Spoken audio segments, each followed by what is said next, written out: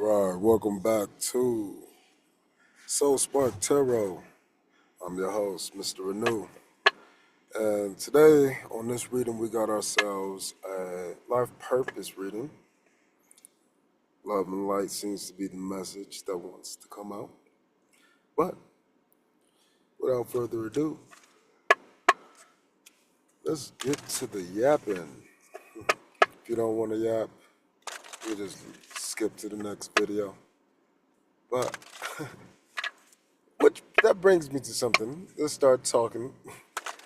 I have done everything I possibly could to not edit videos.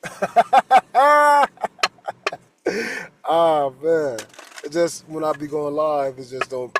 I don't feel like it gets the same reach. Even though it's been a long time since I've been caring about that, but it's just I'm realizing that I don't have to care about certain things as I'm taking this week forward, following my intuition, allowing myself to see new thoughts, to see new emotions, to feel new thoughts, to feel new emotions. I'm letting the world unveil itself. And I'm going to, release and unveil my own self doing the same process. And then at the end of the day,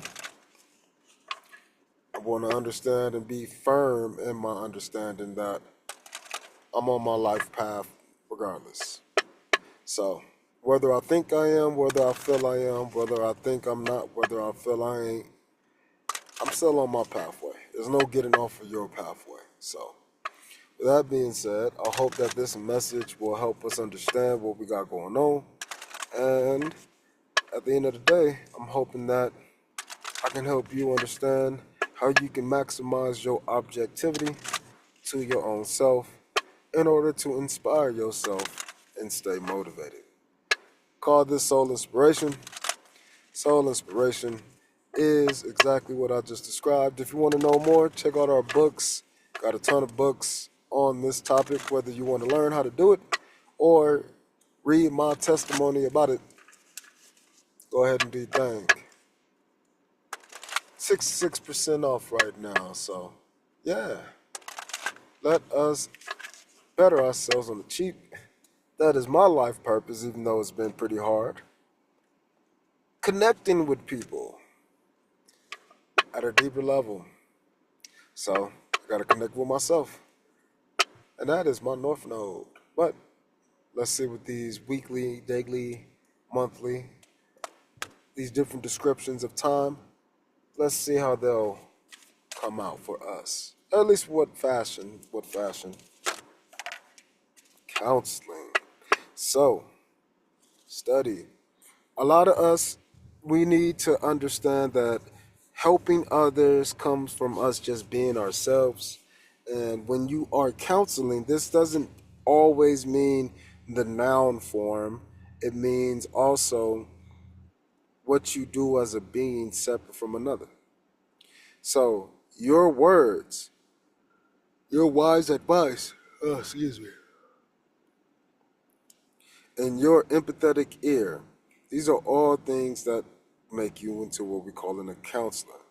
So let me try to put this in perspective. Your words in and of themselves are only yours. So even if you're using somebody else's, they're coming from different objectivities, which is what you call your life and what you experience. These things here are allowing you to tell your story in a certain way, just like I do in the book, Remember Your Spark. I'm trying to show how I was trying to be objective within the fogginess of the darkness during the time frame of my life. Now showing you how affirmations and new trains of thoughts were the things that allowed me to see myself differently in those same dark situations, so I saw the light. I use that as my kind words to myself and my kind words to you, and to you, and to her, and to you. All of these differences, they come from the same idea of me. I am a reference point called a version 1.2, 2.2, 3.2, 4.2. Every different person has a different version of me. They don't have me. They just have me as a reference to their own kind words or not, their own wise advice or not, their own empathetic ears or not. This is the idea of what it means to look and know and connect with people. I'm studying people, and a lot of the times it's not the reasons why we think there are few and far in between who remain independent. It's the people who are independent, who are interdependent, which makes them appear as not to be dependent upon anybody. So people push them away because they feel not of use. But it's because of how they're viewing the situation. It's their own point of view. If both parties was to alter how they viewed the interactions with one another, these things would change. The problem is we don't have a reference point to alter towards. This is where you come in. You come into the sense of knowing that you heal by just being you. You are a person with words, you are a person with advice, you have ears so you can listen. You have a whole experience. And because you have your own experience, it's going to allow you to see yourself grow into a new way. As if you had a counselor, as if you had a coach. But this is simply just allowing people to be, allow people to live and succeed in their own ways as they deem themselves to be true in and of themselves. So let us focus on the things that helps us heal. I'm going to read this from the book, then I'm going to let you get out of here.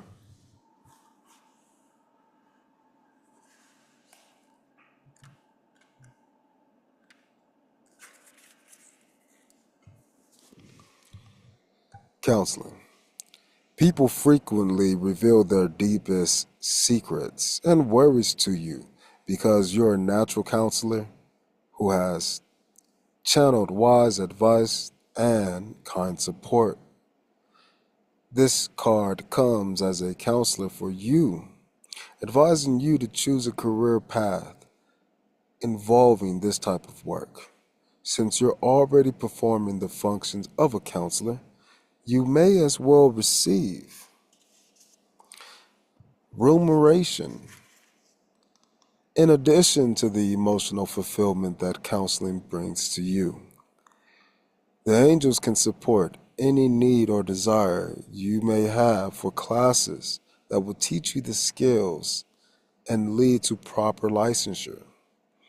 Your counseling path can be along the lines of life coaching, where you help clients organize their goals and intentions into achievable steps.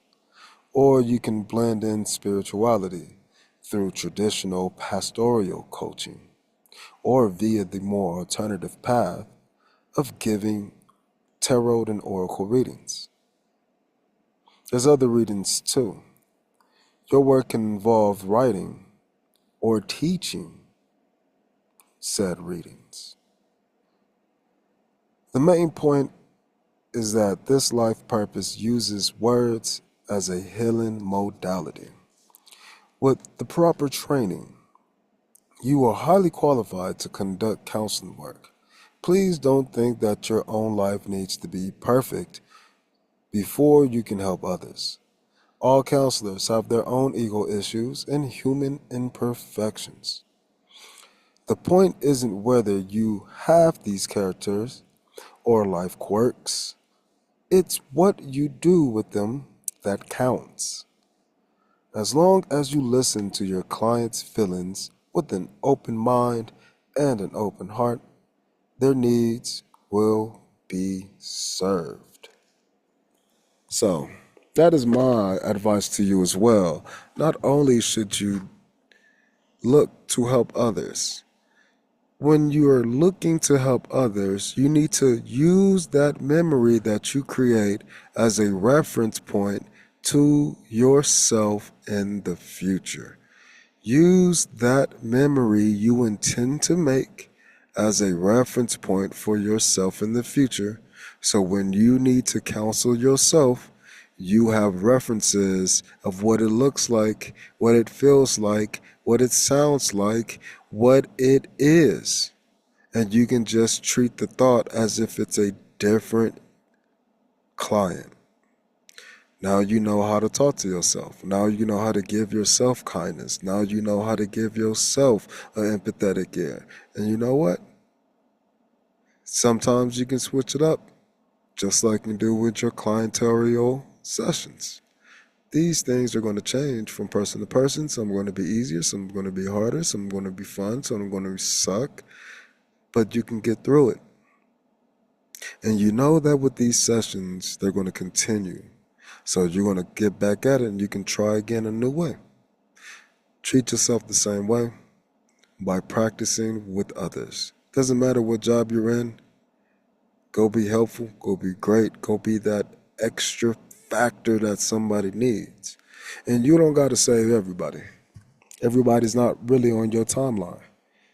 But when the teacher is ready, the student will come. So, without being said, I appreciate y'all for being here. See you next time. Peace.